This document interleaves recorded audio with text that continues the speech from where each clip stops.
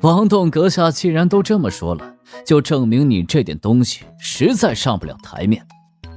不过如果你一定要和我对赌的话，我选择倾力压注，王栋阁下将在这次实战教学中拔得头筹。好，那我就把所有的赌注压在1号身上。我可以当个开盘的中间人，负责统一收受压注，并按照最终结果制定赔率。我要下注，我选王栋阁下。我选林峰阁下。所有的赌注都会被接受，但我要先说明，我本人将压注5枚生命水晶在王栋身上。在我的引导下，王栋这次是真正和叶浩对上了。无论最终胜负如何，两人之间一定会走向对立。你就笑吧，感谢你给我布置这个舞台，不是你的话，我的盘算还真没那么容易实现。我委托安玉帮忙的正是促成这个盘口，并替我押上足够对应林峰拿出的幽暗水晶的筹码。只要我最终获胜，刚才林峰拿出的15个幽暗水晶就能板上钉钉的被我收入囊中。指挥官专业的最终考核排名奖励也是我势在必得之物，有15级的超新星爆射炮在手，比拼获得原点量，我实在想不出会输的理由啊。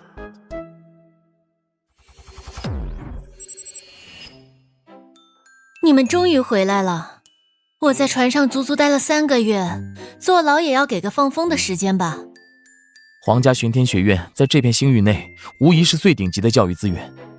别看我原先在金雀花联邦也算是世家出身，可根本没机会接触到这种等级的教育资源，所以课程很紧，我一天都没放松过。我也是。仲达只是晋家旁系出身，顶级资源根本轮不到他。周泰中层军官出身，只有军校的短期培训。510和师尊侯从前更是没有这种机会。对了，听说指挥官专业这次的实战教学，有学员私下设了赌局，还开了盘口。没错，并且还跟我有关系。王长年必然心怀叵测。阁下肯定也没安什么好心。走吧，咱们先去异空间战场溜达一圈，再到长公主殿下的花园星上去拜访参观一下，让我们的高大美女好好放个风。谁要放风了？你们才是出来放风的呢。什么叫做先去异空间战场溜达一圈？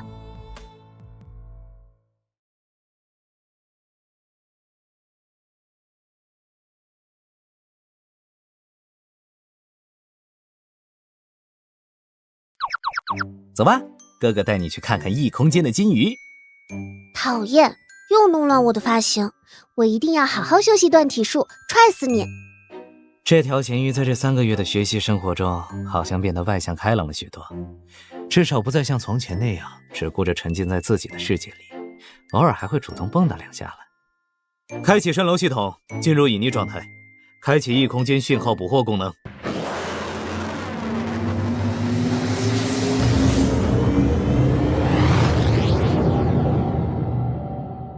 进入异空间战场。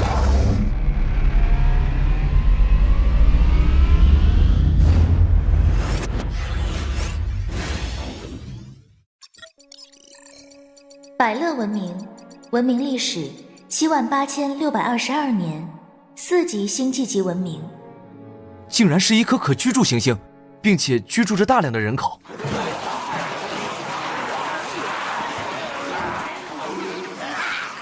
不对，这不是正常的星球，这是一颗死去的行星。根据雷达分析，原本至少居住着上百亿人口的繁荣星球，此时却只剩下一片死寂。文明存在的迹象依然显目，但却看不见有文明成员的活动迹象。目前占据着大地与海洋的是一种畸变后的生物体，它们拖着腐烂和不完整的身躯，却依然具有充沛的行动能力和旺盛的进食欲望。曾经生机勃勃的文明，以创新进取为荣，以固步自封为耻。但在迈入4级文明后，他们意识到自身的不足，个体寿命极限太过短暂，因此他们开始研发突破寿命极限的限制。最终发现了一种奇异菌体，共生后能够将寿命提升到1500年。自此，百乐文明再度突飞猛进。但在即将踏入5级文明之时，异变发生了。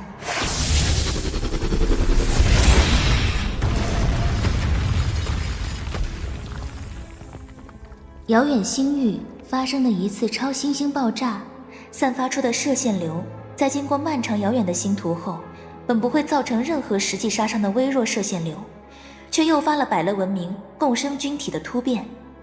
原本的温和共生突变为寄生吞噬，自此数百亿活尸陆续生成，文明覆灭，所有的疆土都成为寄生吞噬菌体的乐园。唉，又是一颗经历了生化危机末日的星星。之前我们接触到的那一颗因生化病毒而濒临文明灭绝的星线，还是1级文明，而脚下这颗星线却隶属于一个强大的4级文明，能够让4级文明沉寂的生化病毒。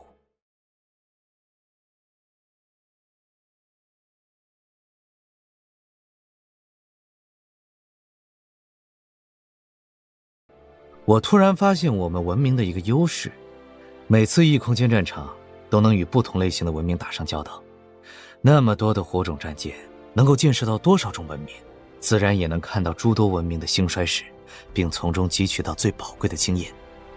不错，当这些经验被大数据分析统合起来之后，我们的文明就能够避免掉种种该避免的错误，在面临重大选择的关口做出种种正确的选择。就比如我们火种人类文明严格把控对强人工智能的使用，正是因为看到过太多本土或者外来智能生命对强人工智能的影响力以及造成的灾难。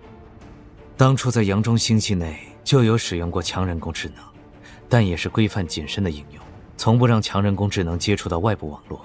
哪怕这样，我还是在入驻阳中星系的第一时间彻底解决掉这个隐患。同样，正是因为有先辈目睹过不少类似百乐文明这样的惨剧，所以火种人类文明从来不进行任何形式的有可能引发族群个体生物形状改变的生物改造。人类的寿命延长，只有最温和的端粒补偿以及断体术进化2种。火种人类文明从不大规模的驯养新兽，在开疆拓土的过程中，对原生种族新兽群从来是斩尽杀绝。所以对于发现的前文明遗迹，我们文明始终是秉持着参考的态度，而不会去全盘照抄接受。所以不论时间过去多久，我们火种人类文明也始终没有忘记寻找回到母星的道路，因为那里有我们最初的文明印记和原生基因，是文明根源的最后一道保障。除了在断体术，咸鱼少女无论是思维的敏锐还是知识的广度深度上都表现得很不错。这段时间进展很大嘛。对了，哥哥，为什么幽鹏号突然就直接进入异空间战场了？那都是因为你哥哥的异能了，随时随地接收到异空间讯号，逆天级别的异能。金色品质的百乐生化脑，极大提升舰载光脑的计算能力。舰载光脑在火种战舰中扮演的是一个管家的功能，它负责综合处理全舰的所有信息。离开它，整艘战舰就犹如从计算机时代退化到算盘时代一样。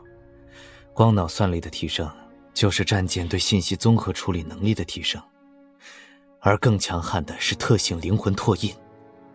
生物的死亡会被拓印到其记忆信息，并存储于智脑内，这是最强的情报收集器，完全不需要考虑什么刑讯逼供或者情报破译收集，只要把对方干掉，就能从消散的灵魂里把记忆拷贝到百乐生化脑里面。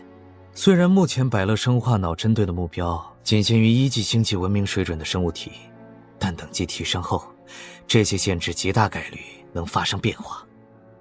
虽然这件模块透出一股诡异的味道，但只要被舰载火种判定为是舰载模块，再进入附加模块插槽后，火种战舰的超强兼容性就能够让它老老实实的效力，完全翻不起风浪。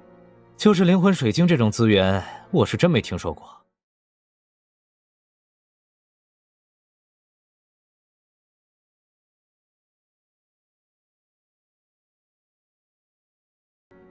不知道这种畸变后的活尸，能不能算是某种新的文明成员？试试看不就知道了。大概率，应该不会有。先靠近观察吧。上次遇到过被生化活尸族群替代掉的原生文明，通过轨道轰炸的方式消灭生化活尸群来收割原点，但当时的生化活尸是一种开始产生智慧的族群，因此有可能被视为是新的文明。现在的百乐文明的这些活尸，实际上只是共生菌体吞噬掉元素柱后剩下的行尸走肉。从他们身上是否能够获得原点，还真是一个未知数。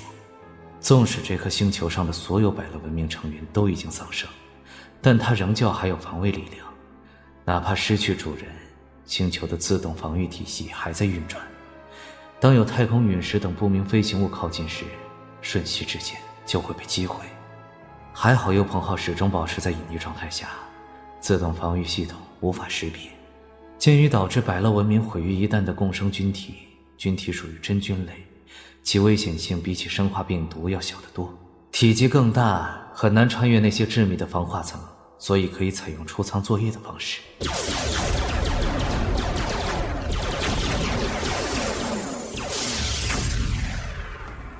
检测到整个星球的活尸都围过来了，不仅仅是这块大陆上的所有活尸，还包括了海洋中的巨量活尸。看来这种共生菌体发生异变后，已经不再满足于仅仅吞噬掉原先的宿主百乐文明成员，还扩散开来，进行主动的寄生吞噬，将整颗星球上的所有生物都变为了他们的温床。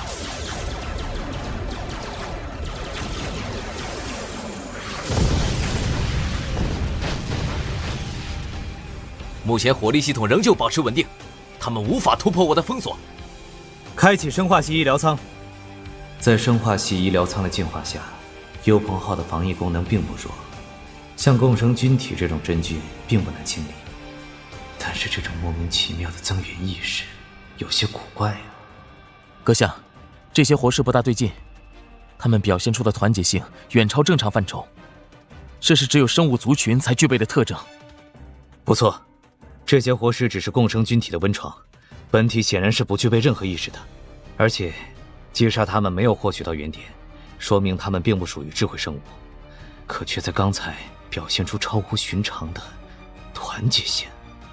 等等，最团结的种族，什么样的种族才是最团结的？那些最团结的种族，基本上都是因为他们拥有一个绝对的、共同的王者。仲达，你的意思是？我怀疑这些活尸，不，应该是他们身上的共生菌体，可能产生了某种程度上的群体意识，就像虫族一样，拥有一个群体意识的主导者，才导致了活尸们的这种集体性行动。就像蚁后之于蚁群，亦如蜂后之于蜂群。哼，看起来这颗星球上似乎不只是一些行尸走肉这么简单，百乐文明的覆灭似乎催生出什么不得了的东西。哥哥，你笑得真够瘆人的。没什么，只是我好像发现了一些有趣的东西。坐好，不要和那些自动防御系统纠缠了。超新星爆射炮直接洗地，这颗行星上可能有大家伙存在。明白，超新星爆射炮开始进行充能。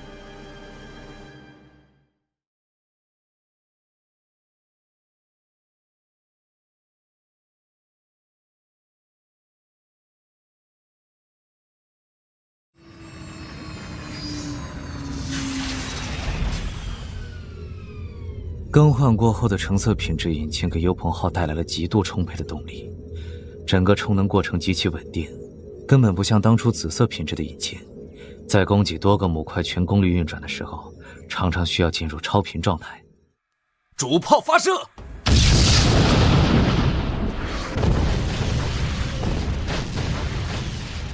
单个共生菌体的生命本就极其脆弱，哪怕每时每刻都有海量的共生菌体死去，新的共生菌体生成，可在短时间内1/3行星地表的共生菌体瞬间死亡，还是能够引发猜测中的共生菌体群体意识应激反应的。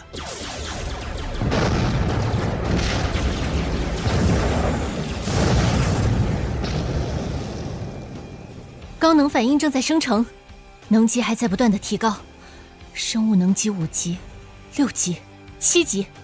注意，7级生物能量场波动确认。总算来了。幽鹏浩，拉升距离。不是忌惮，而是谨慎。这个7级生物个体能够几乎完美的藏匿住自身的能级，甚至避开深渊之眼的侦测。哪怕他之前明显是处于某种类似休眠的特殊状态下，这也不是一般的7级生物能够做到的。给予足够的重视，理所当然。大量共生菌体正在进行聚集，他们是在借助这只龙兽逃离这颗行星。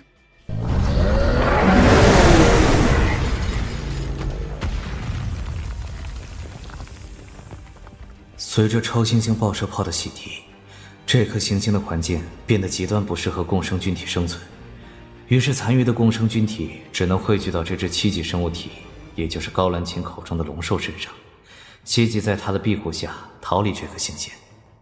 阁下，是否继续攻击？没必要，再等等。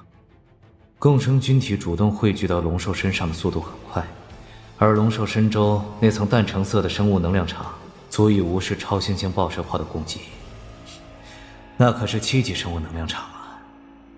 这家伙绝对不是活尸，而是一只真正的生物。这只龙兽是从哪儿冒出来的？2种可能。第一种，这只龙兽是在百乐文明覆灭后抵达这颗行星的，并与这颗行星上的菌体形成新的共生关系。不过，我本人对此持保留态度，概率太低。以这只龙兽高达7级的生物等级，这种共生菌体根本无法入侵到它的体内，除非这只龙兽遭遇到共生菌体时的状态已经差到了极点。第二种，这只龙兽有着特殊能力，控制了这颗行星上的共生菌体，然后主动与它们形成共生关系，并将自身的意识成功地变为它们的群体意识。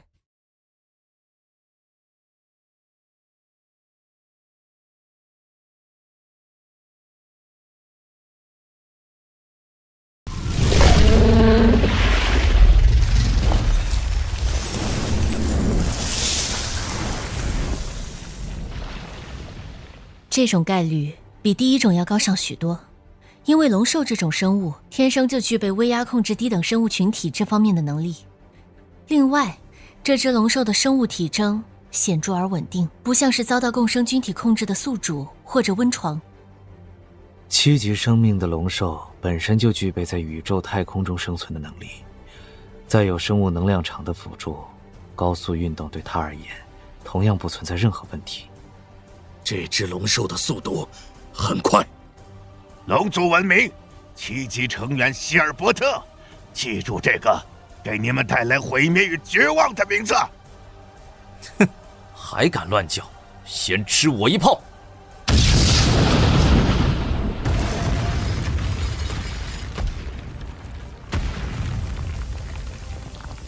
竟然挡住了天蝎死光炮！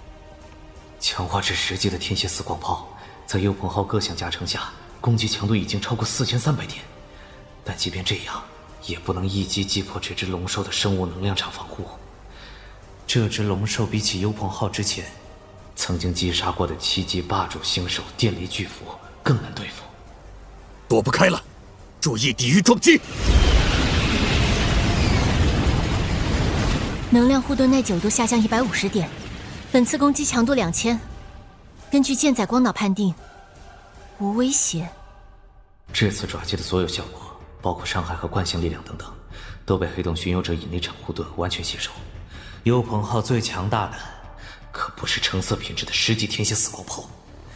区区150点的耐久度损失，对于提升到5级的黑洞巡游者而言，这点损失在下1秒钟到来前，早已完全恢复过来。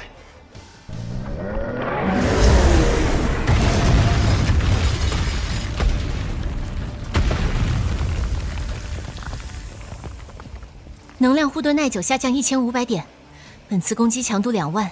根据舰载光脑判定，低威胁度。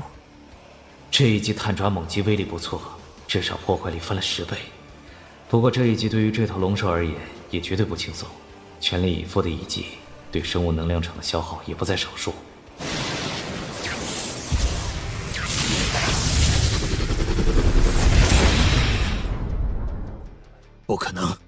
他身周的生物能量场强度竟然已经恢复到巅峰，并且还在提升。除非生物体采取进食或者其他方式截取外界能量的补充，否则生物能量场的强度会在战斗中不断降低。但这头龙兽完全违反了这种基本的生理规律。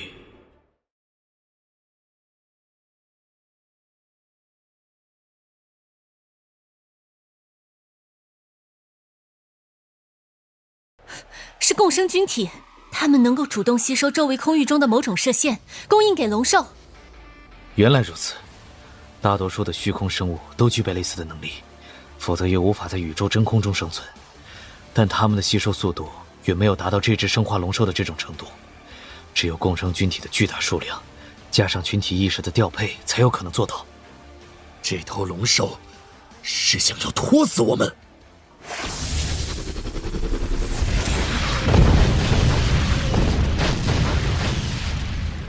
哈哈哈哈！那他就打错算盘了。幽鹏号拥有死隐暗物质能反应炉的暗物质特性，能够抽取宇宙中暗物质转化为能量，使得所有舰载模块的能量消耗降低50%。只要他无法在短时间内击穿护盾，会被拖死的只是他自己。消耗战对幽鹏号完全无效，哪怕这头龙兽具备共生菌体高速恢复生物能量场的能力，但我们至少能坚持几十天。而等到24小时过去，异空间战场的正常持续时间抵达后，随时可以返回本宇宙，完全立于不败之地。只不过也没有办法一举歼灭这头龙兽，它不是魏境清河之中那些没有智慧的星兽，而是一种具备高级智慧的文明生物，生物等级远远超过曾经遇到过的虫族母虫，战斗意识更是不在一个档次上。至于7级霸主星兽电力巨蝠，在这只龙兽面前也就是一个大沙包而已。阁下，要动用战争枷锁吗？不急，再等等。动用战争枷锁确实是破局的好办法。束缚力场的作用下，双方都会处于一个相对静止的状态。以师尊侯的射击水准，足以在短时间内命中同一部位多次，重创龙兽。但也意味着双方进入短兵相接的过程。相比起天蝎死光炮15秒一次的射击频率，龙兽可是有4只爪子和1张大嘴，在非高速对冲状态下，能够充分发挥出它的最高攻速。黑洞巡游者究竟能否扛得下，还是个疑问。白衣，试试它的速度。明白。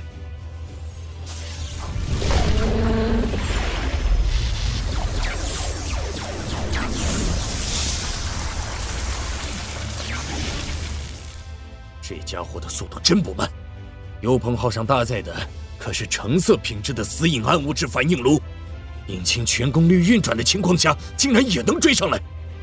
激活疾风之章。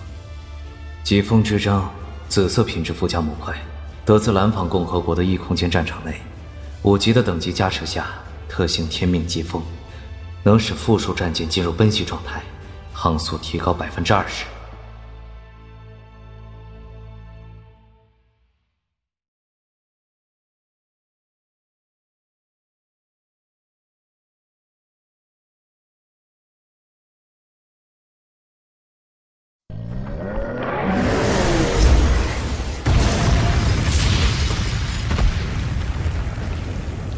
疾风之章的效果存在2小时的时间限制，接下来需要等待50分钟的缓冲时间过去后，才能再次激活该效果。这样已经非常逆天了。持续时间长，缓冲时间短，能耗还不算大，可以考虑把它的强化顺位往前提一提。阁下，不妨先用战争枷锁给这只龙兽造成足够的创伤。如若它的攻击超过黑洞巡游者自我恢复的速度，我们可以解除战争枷锁，激活疾风之章脱离战场。不要冒险。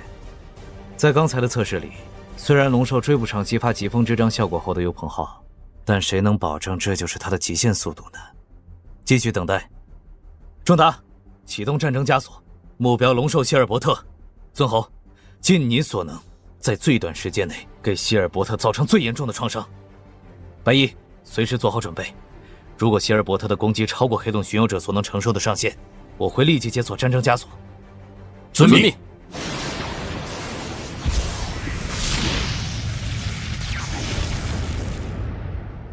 幽鹏号的能级并不逊色这头龙兽，战争枷锁的束缚，他短时间内无法挣脱。只要能在持续时间内解决它，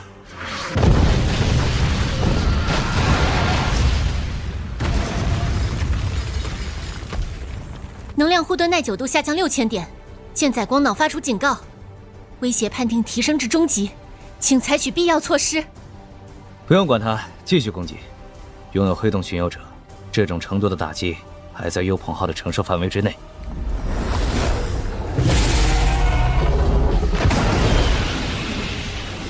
就算用嘴巴又如何？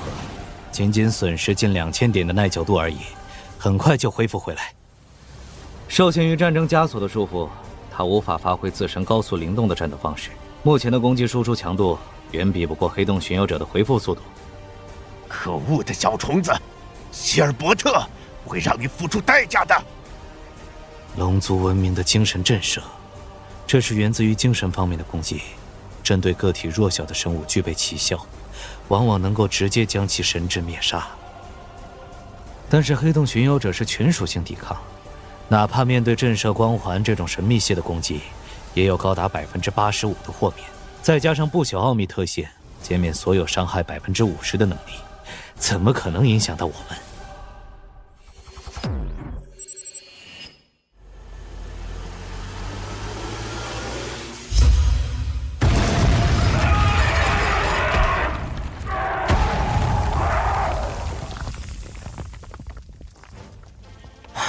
终于结束了，他要是再拖下去，我都不知道该怎么处理了。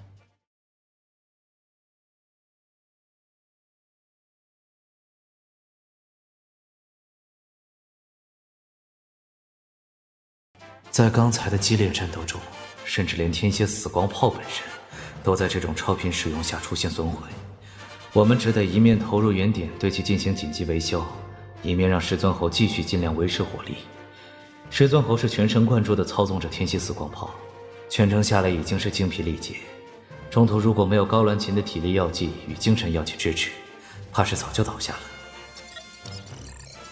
7级生物精华液，金色品质，高等生物精华凝聚而成的产物。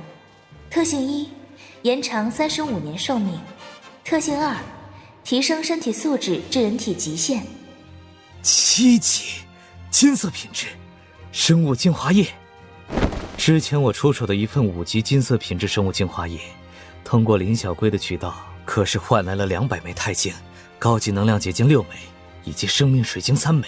而这份生物精华液是7级金色品质，除开延寿这项功能外，还能提升服用者的身体素质至人体极限，这可是相当于断体术终极阶段圆满的程度。还不止这些，这里面更重要的还是备注的信息。该项特性不会改变人体的基因结构。这备注怎么了？擅自改变自身的原始基因，固然有可能获得短期优势，可如果将时间线拉长到1000年、万年，百乐文明的遭遇就是前车之鉴。断体术的开发针对的是人类基因，任何来自非断体术因素所造成的人体基因改变，都会对断体术的修行造成阻碍。基因变化越大，阻碍也就越大。这份7级生物精华液目前我们都用不上，还是作为换取幽鹏号继续进化资粮的筹码。释放武装机械部队，采集龙兽尸骸，这些可都是上好的研究素材。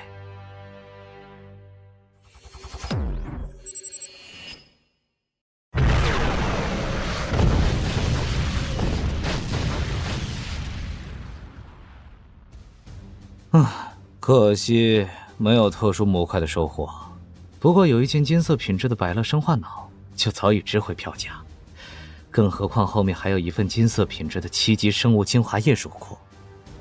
阁下，这次异空间战场的持续时间似乎已经超出24小时限制。这是我对自身异能研究的新成果，每次的异空间战场持续时间可以由原来的24小时延长到最多48小时，同时在多出来的24小时中可以随时选择返回本宇宙。以后我们可以在这个基础上发展出许多新战术。直接延长了1倍的时间，这能多做多少事呀？不错，48个小时。要是有件好的超光速引擎的话。最关键的是，后面的24小时内，随时可以返回本宇宙，那不是多了项保命底牌吗？阁下，您的异能品质绝对不仅仅是金色。这个新能力我也是刚刚研究出来没多久，要经过多次严谨的实验之后才能确认。现在还是先返航吧。辅助系统的存在当然不能透露，但被猜出来也无所谓。改革者联盟契约可不是白签的。哥哥，接下来我们去哪？受长公主殿下的邀请，我们将前往她的花园星进行拜访参观。白衣，修正航向。正达，你可以先行联系一下，约好具体时间安排。收到。我这就联系长公主殿下的禁卫女官。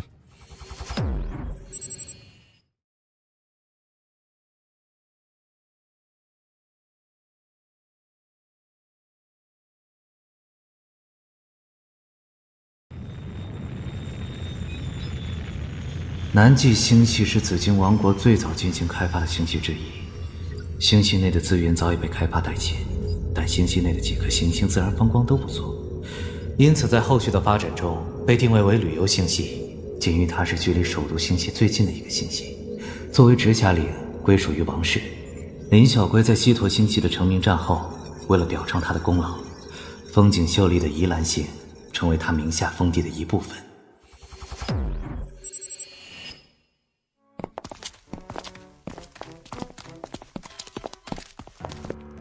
我现在和林小龟之间基本算是确定关系，但还属于地下恋情的范畴。林小龟今天忽然给出高规格的接待，这个女人又要搞什么幺蛾子？虽然在皇家巡天学院的3个月时间里没有去拜访过她一次，但定期联系不是一直都有吗？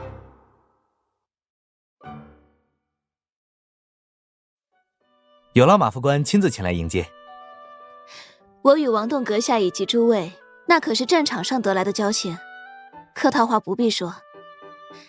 宜兰星是长公主殿下的私人领地，在这里完全不用担心外界的任何因素。王栋阁下以及诸位，尽管放开心，好好畅游即可。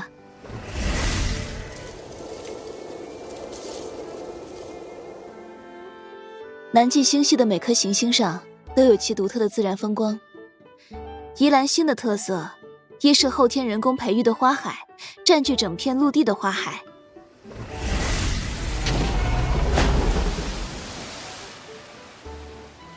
另一个就是深海大漩涡，漩涡的直径超过上万千米，底部直接深入海底。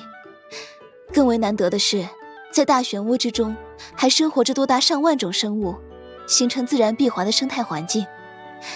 这种独特景观数遍整个紫金王国，也是独一无二的。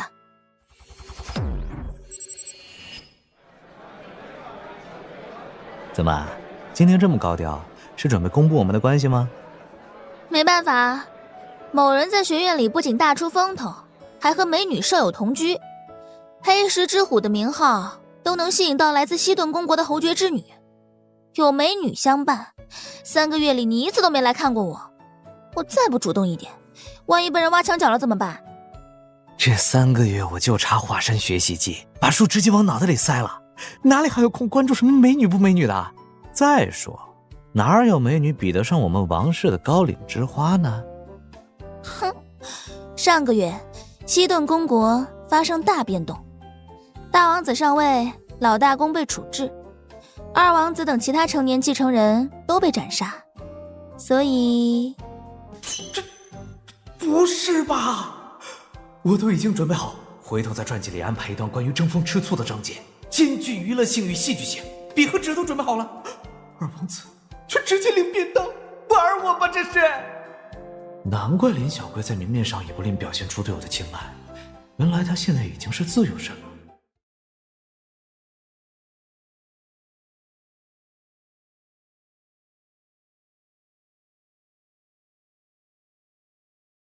但这也是短时间的自由，身为王室的公主，总会有类似的人选会被找到的。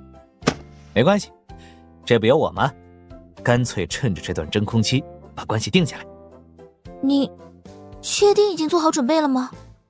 哪怕当我们的关系公开化后，你可能会遇上很多你最讨厌的麻烦，哪怕你会遭受到种种异样的目光。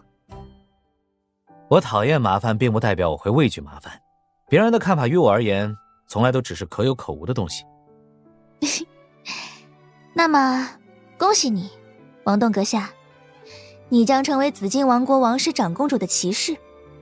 不，是恭喜你，林小龟小姐，你将成为一只有最坚实后台，不需要担心随时会被人吃掉的小兔子，这才是我的真面目。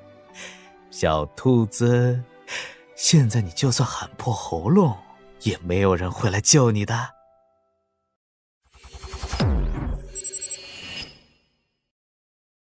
哥哥，你和长公主殿下在一起了吗？怎么，我没资格娶个公主回家吗？哥哥真厉害，连女武神殿下都能娶回家。父亲大人有时候在城堡里晚上没床睡，只能睡书房。巨君都说以后绝对只讨一个老婆，还是哥哥有本事，一出手就直接拿下王室的长公主殿下，那可是我和冠北的偶像。长公主阁下的身份特殊，能力出众，享有很高的声望，还握有镇国之剑曙光女神号的舰长权限。更为关键的是，国王陛下目前并没有子嗣。以上种种，哪怕任意一条，都足以为阁下您带来数不胜数的竞争对手。先前是因为王室的共识，让西顿公国的那位二王子成为长公主殿下名义上的配偶，这才让那些狂风浪蝶暂且没有明面上的动作。所以，还请阁下这段时间需要小心谨慎。上次那份生物精华液交易给西顿公国的那位老大公延寿，也是想要争取到几年的发育时间。谁知道那位大王子杀伐果断，直接来了个武装登基，管冲一下子就不存在了。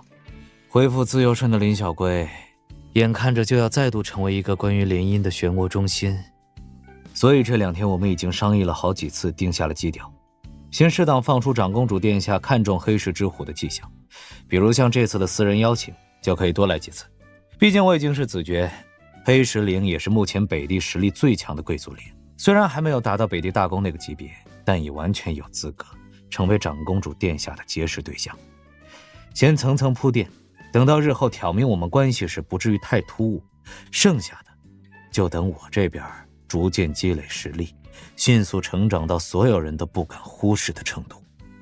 扬中星系内有老将军陈德统、丁卫春把控，凤凰星系内有人形光的飞利浦，以及一支战列舰编队坐镇，再加上子爵本人所掌握的几艘战列舰，在凤凰星系高傲的税收的供养下，整个黑石子爵岭蒸蒸日上，根基将越来越扎实。再过一段时间，将成为整个北地不可忽视的庞然大物。正好还要借着这次实战教学中与叶浩的比试，将那15枚幽暗水晶收入囊中。就让幽鹏号的光芒从这次实战教学开始绽放吧。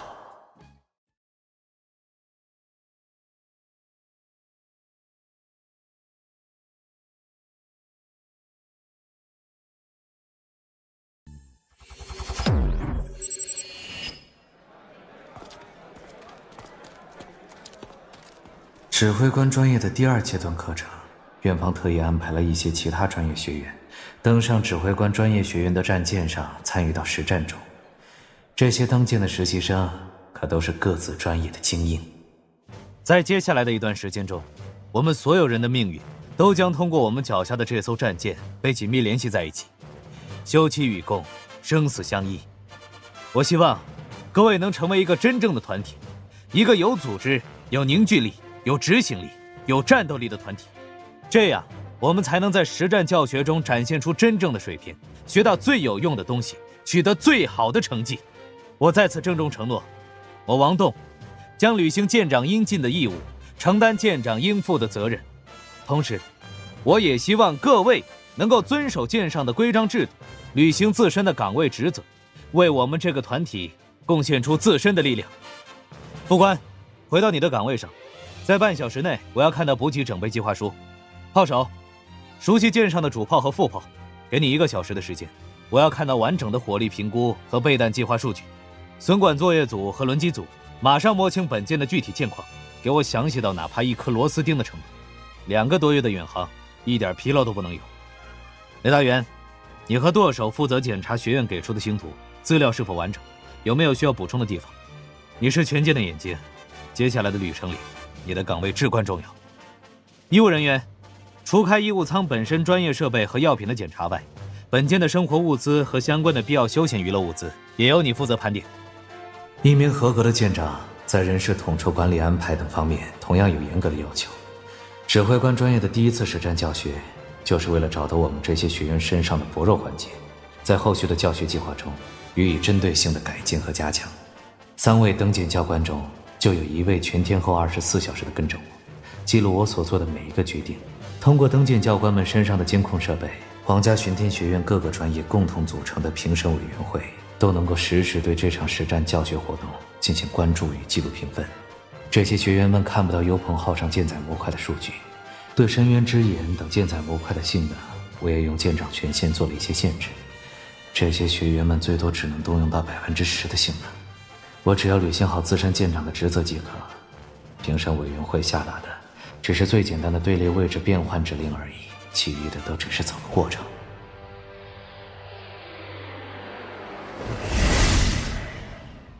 都放松点儿，这是最简单的环节，听命行事就好。根据评审委员会下发的计划，第一天进行的都是固定队形中的位置变化。这种最初级的科目，大家在模拟器上都做了无数遍。这项科目交给副舰长负责，由他与舵手2人留下，剩下的舰组成员按照规定的值班次序轮流在岗，以熟悉操作为主。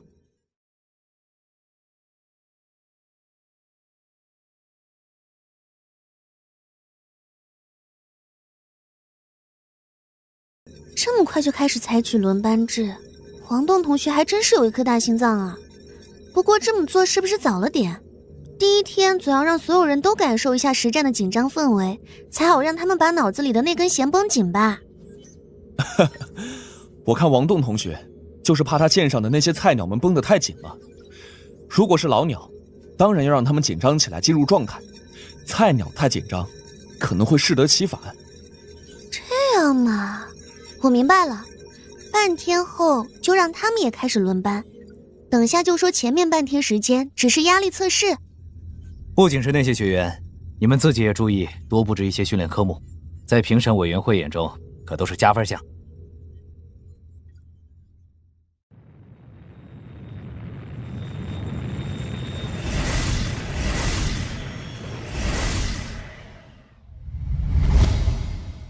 3月15日，在先后穿行紫金王国境内的数个星系，期间还通过一次新闻跃迁，我们终于抵达目的地。距离紫金王国边界不远的一处宇宙空洞带，而在我们后方，1艘战列舰及20艘巡洋舰组成的护航舰队，是皇家巡天学院组织，专门为此次实战教学准备的教官舰队。各位学员，我是本次实战教学的现场指挥官黄振秋。本次实战教学的第1阶段至此已经全部完成。我很欣慰地看到绝大多数的学员能够按照指令很好地完成各项任务。接下来是本次实战教学的重头戏，也就是真正的实战部分，进入异空间战场。本次我们的对手是一个4级异空间文明，实战任务将根据本次异空间战场的实际情况进行调整，在进入之后发送到你们的舰载光脑中。即刻起，你们有1个小时的时间做好战前准备。时间到达后，我们会开启传送链接装置，进入异空间战场。俗话说得好，是骡是马拉出来溜溜就知道了。马上要到见真章的时候了，各位，这是你们大多数人的第1次异空间战场。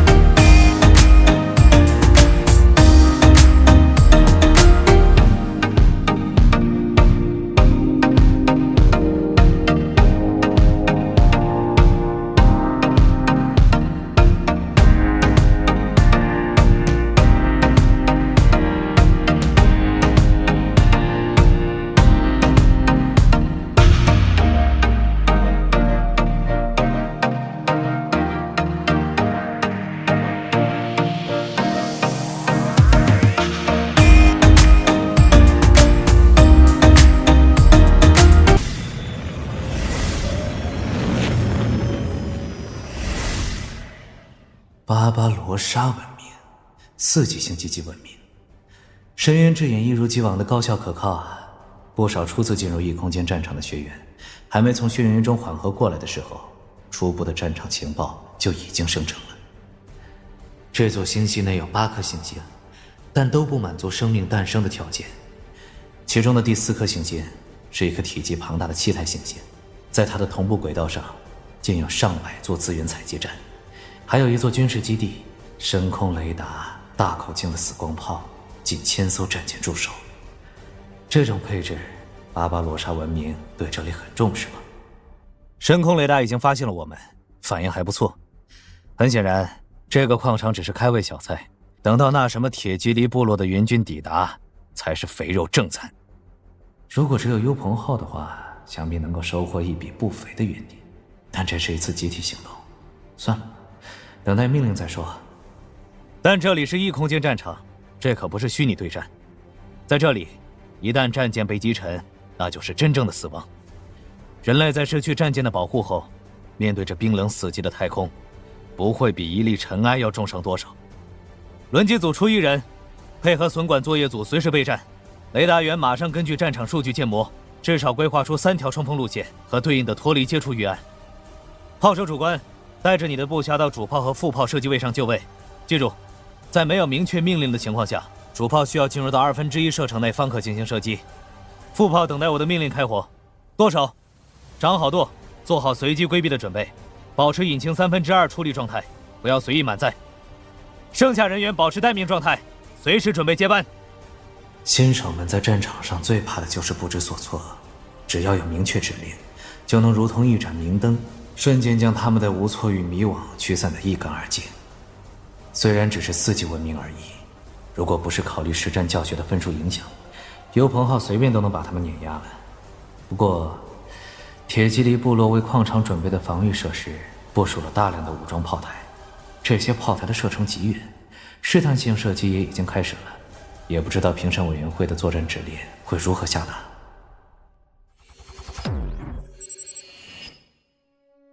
情况有点不对呀，这个矿场的布置和我们之前的几个预定方案有不小的差异啊。不错，主要是可能抵达的援军是个变数。区一个矿场就能投入不下2000艘战舰的常备力量。这次我们面对的巴巴罗莎文明，应该不是什么软柿子。这不是正好吗？只有足够烈度的实战，才能真正看清这些学员们的底子。进来之前，我还担心，万一遇上的敌人太弱小怎么办？我提议，不需要做额外的指示，我们只负责对可能出现的援军进行阻截，剩下的让学员们自己去解决。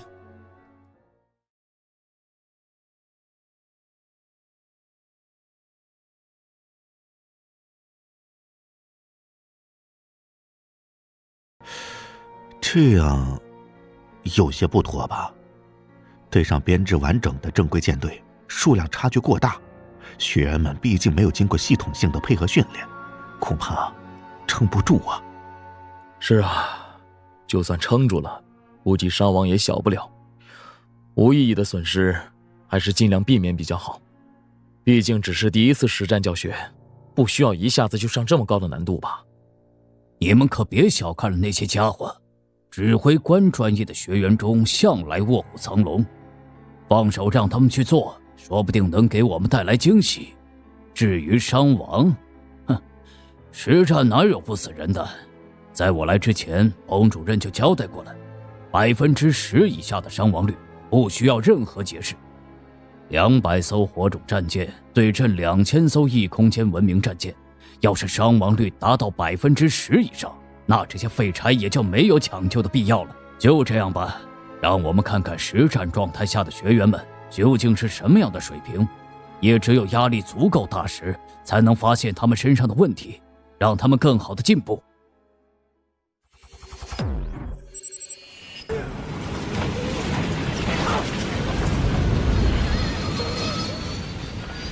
本舰被正面命中，3发，能量护盾耐久度下降1.2%。炮手主官，本舰副炮开火，目标武装炮塔，进行清扫工作。收到，本舰副炮对射程内的武装炮塔进行清扫工作。评审委员会的作战质量还未下达，擅自主动开火，影响事后的评分。这可是实战，战场千变万化，哪有可能一成不变的？如果始终恪守着进入异空间战场前原地待命的指令，被动承受武装炮塔的轰击，那才是傻子举动，会被扣分的。不要等了，直接开火反击！舰长阁下，收到评审委员会的作战指令。作战指令很明确，教官舰坐镇后方，没有参战的意思。这是让200多艘学员舰对阵2000艘铁蒺藜部落的守备舰队。虽然说火种战舰极其强大，以1敌100不是问题，但这是在有统一指挥且配合默契的前提下。现在一盘散沙的200多艘学员舰，还有众多菜鸟学员，在这种情况下，真要摆开阵型对轰，损伤可能不小，但想要拿到指挥权。作战指令已经下达，很高兴能够与大家共同作战。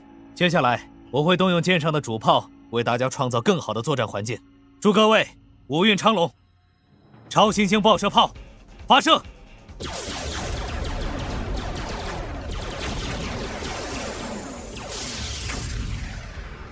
敌方战舰编队护盾过载，诸军可不要放过这等千载良机。这种攻击范围太可怕了，一炮就覆盖2000艘战舰，而且看那规模，哪怕是上万艘战舰，怕也能一口气覆盖进去吧？恐怖如斯，那可是能量护盾，一炮下去就直接过载了。虽然只是初级能量护盾，可也不至于这么夸张吧？王栋同学，您辛苦了，剩下的就交给我们吧。感谢您创造的战场环境，请您放心，对面的土鸡瓦狗就由我们来解决。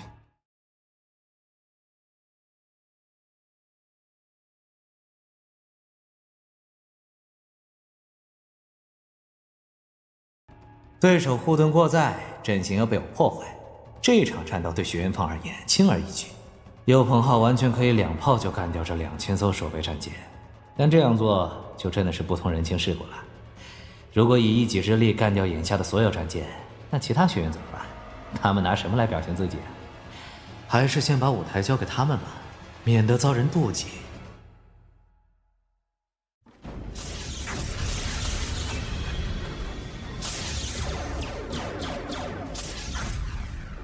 铁蒺藜部落的战舰背靠军事基地列阵，学院战舰群只要往前就会被纳入附近空域的武装炮台射程中。但我们只需要突入到守备舰队的阵列中，双方形成混战后，这种火力阻击效果就会减少到可以忽略不计的程度。所以现在的战术是全力冲锋。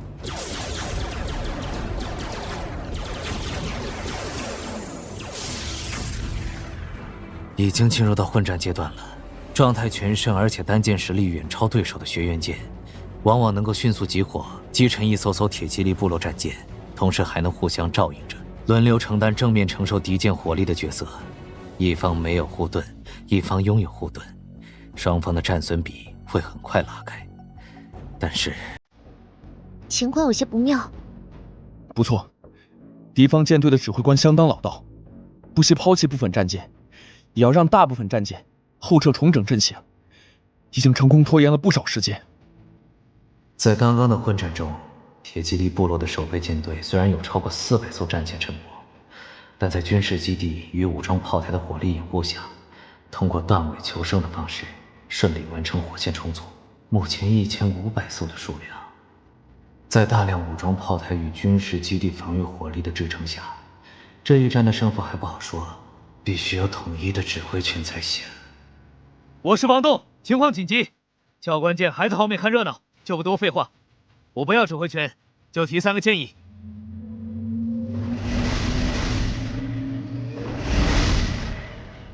第一，护盾够强，有信心吸收更多伤害，并愿意接受统一军事指挥的同学，以我舰为尖端，阻锋使阵。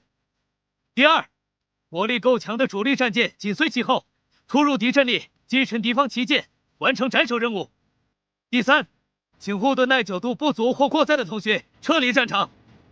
以上建议我留给大家2分钟时间考虑，否则我舰将动用主炮清场。动用什么主炮？完全没必要。黄董同学，我的坐剑护盾是紫色品质的，请务必让我跟随在你的左翼。我的护盾品质也是紫色的，凭什么你在左翼啊？王栋同学，本舰拥有紫色品质巡天雷达，能够轻易锁定敌方旗舰，足以完成斩首行动。哎，同去，能够与北地勇士并肩作战，是我们的荣幸。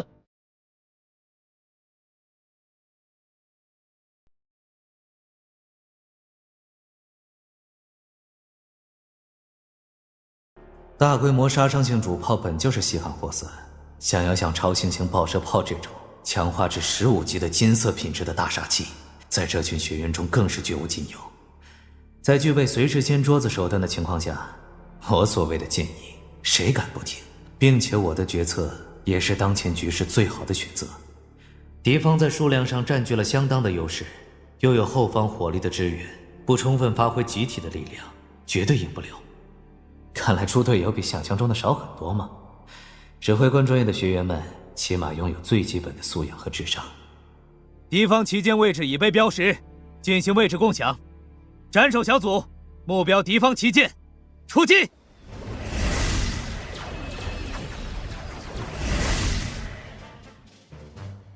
海绵阵这种松散的阵型，有利于向纵深突击，在数量绝对优势的情况下，对深入其中的敌人进行围剿作业。而首要任务就是瘫痪敌方的指挥系统，让敌方失去有效的统一指挥。此刻双方争夺的就是时间，剩下的舞台就交给他们，不用我继续操心了。巡天学院的学员战舰可都是高品质货色，绝对火力面前，这些破铜烂铁根本挡不住。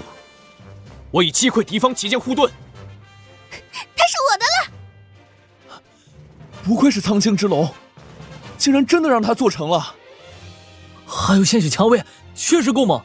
丧失了指挥，拥有数量优势的部落守备舰队变成一盘散沙，而凭着之前的组织指挥，我早已奠定了本次实战教学的最高分，谁也抢不过。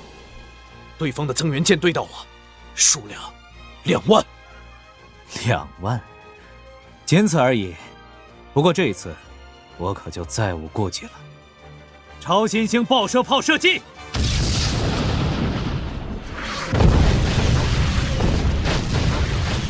三发超新星爆射炮，第一发高能射线与粒子流的混合攻击，击溃了全部铁蒺藜部落战舰的能量护盾；第二发摧毁了90%的战舰；最后一发完成洗地。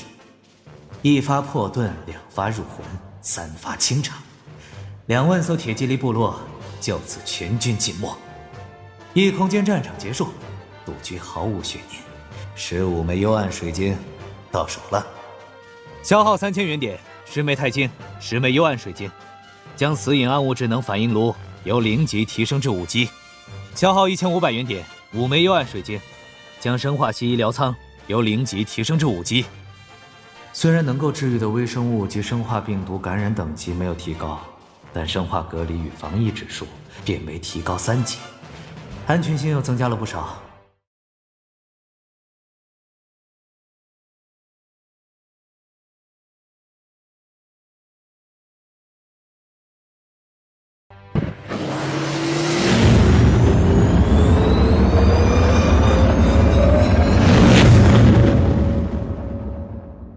再度历时1个多月时间，皇家巡天学院的舰队终于返回了巨型堡垒。本次实战教学的最高分，毫无疑问是我的团队，没有任何争议。接下来的3个月时间，要进行的是单舰格斗课程。这个阶段的课程主要是提高每艘火种战舰的格斗能力，提升的方式同样是理论与实践相结合。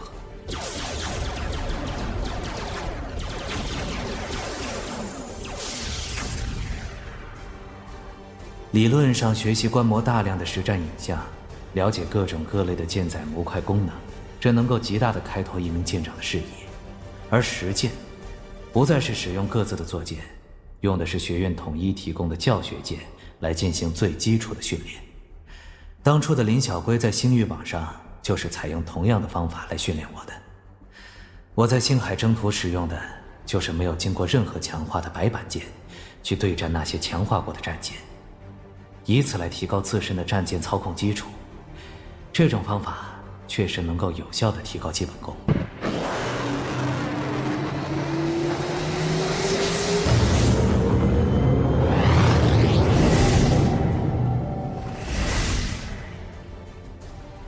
8月15日，结束了单剑格斗阶段的课程后，指挥官专业的学员们进入下一个阶段的教学内容——南疆狩猎。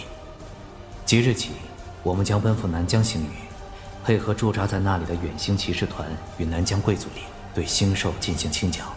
南疆星域是比北地星域更晚开拓的星域，物资极其丰富。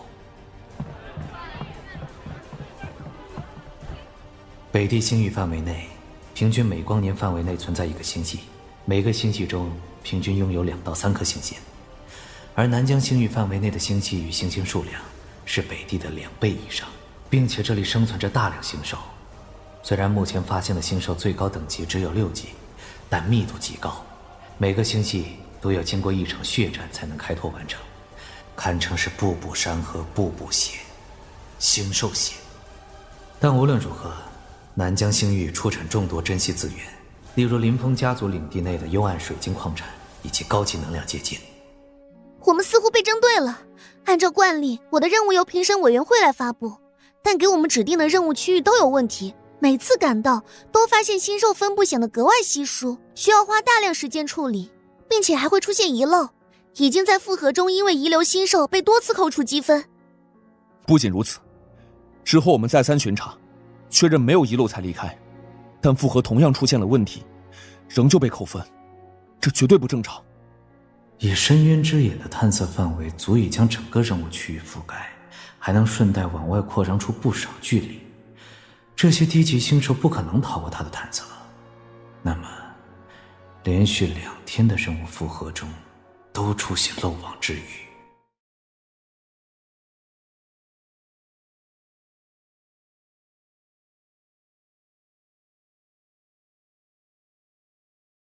阁下，有没有可能是1号搞的鬼？毕竟这里是南疆星域，是他的大本营。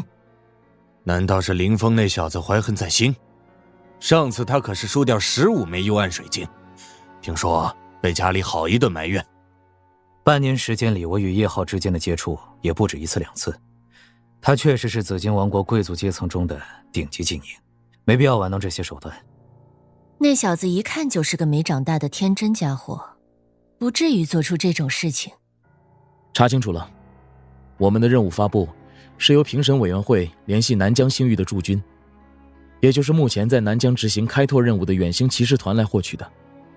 具体任务的分配由远星骑士团负责，所以首先可以排除掉评审委员会动手脚的可能。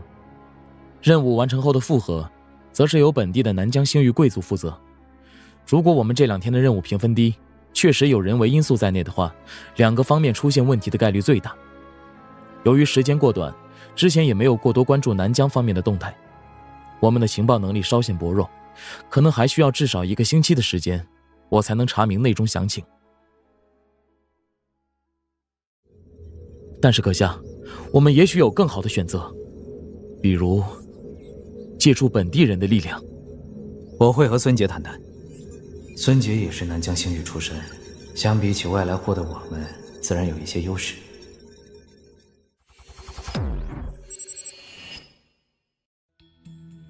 目前就是这个情况，我相信你们应该也察觉到不对劲了。没错，虽然我做舰上的巡天雷达品质较差，没能找到确凿证据，但接二连三的异常绝对不是巧合。接下来我会重新排查所有异常点。我相信王栋的判断，并且我也找到了一些传言。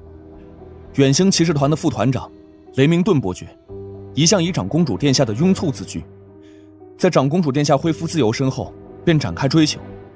虽然远在南疆星域，可日常的礼物从来不曾或缺，并且每次休假都必然前往首都星系拜访长公主殿下。这次对我们团队的任务分配，这位伯爵阁下直接插手了。不过雷明顿伯爵插手了任务的分派，却不能直接干扰任务的复核。负责任务复核是青木侯爵领的人员，与叶浩本人无关。但叶浩在上次的异空间战场中输给你的事情，不知被谁添油加醋地传播出来，青木侯爵领内许多人对你不满。原来还是我的锅啊！很抱歉，是我连累大家了。这种事情可怪不到你头上。无论是大脑被荷尔蒙支配的家伙，还是不肯面对现实的蠢材，不管在哪里都是存在的。不遭人妒是庸才，没有这种待遇才是不正常。很抱歉，王栋同学，让你看到南疆星域不好的一面。但请你务必相信，绝大多数南疆贵族都不是这种阴暗卑鄙的小人。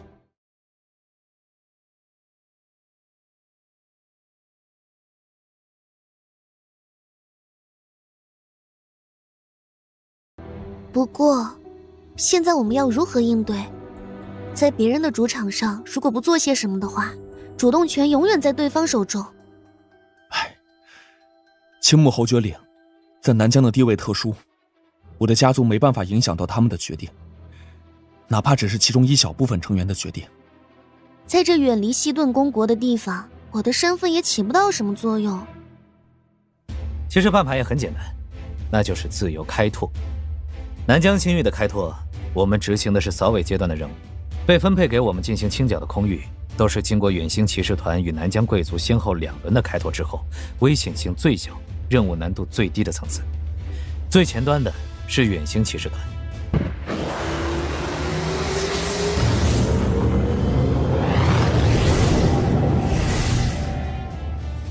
他们负责的是相当于攻坚的任务。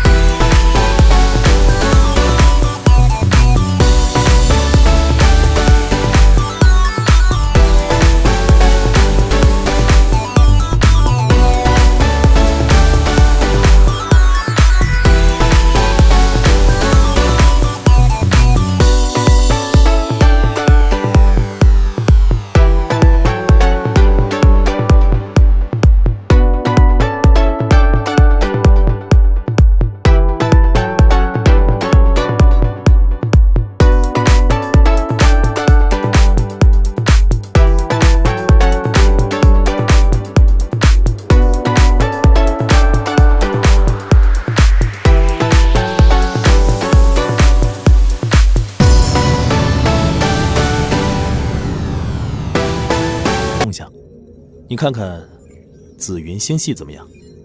因为其内栖息着大量的紫云兽而得名。紫云兽，4级星兽群居，能够不断从体内分泌出紫色气体，对巡天雷达的探测效果具有一定的干扰性。这个开拓任务有点风险性，因为紫云星系内这种紫色气体蔓延的范围很大，这有可能导致远星骑士团的攻坚阶段中漏掉少量的高级星兽。但毕竟只是4级星兽，哪怕被漏掉少量高级个体，也最多甚至是5级星兽而已。在北地星域，我曾经深入魏境星河猎杀过6级星兽，只要小心谨慎一些，风险不大。